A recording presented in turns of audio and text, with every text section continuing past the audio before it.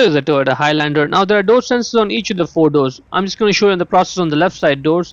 Open the front door and right over there is the sensor. Now you need a Torx 30 T30 screwdriver bit for this job. Without it you cannot do this job.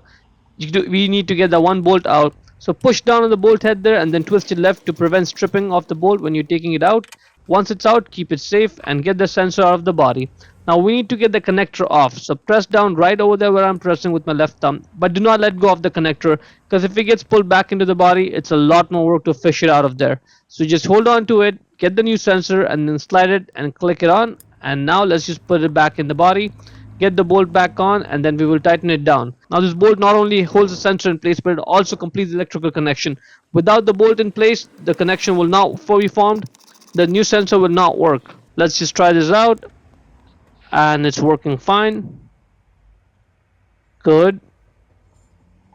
And that's about it. Now let's just move on to the rear door.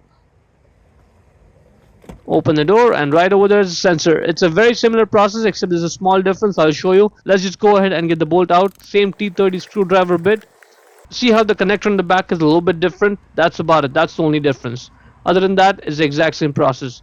Now press down right over there, and if you're not able to press it down and just get it out with just your thumb, use a screwdriver to push down the electrical connector there, and that will help you get it off of the sensor. Once the connector is off the sensor, again do not let go off of it.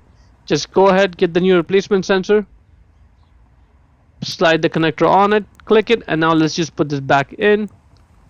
And let's just now also put the bolt back on and tighten it down, and let's try this out. And it's working fine. And that is pretty much it. Hope you found it useful. Before we go, let me give a quick shout out to Naya Motors Inc. for letting us use the car today to film the videos. They are a used car dealer here in Ottawa, Canada. Check out the link in the description for their entire inventory.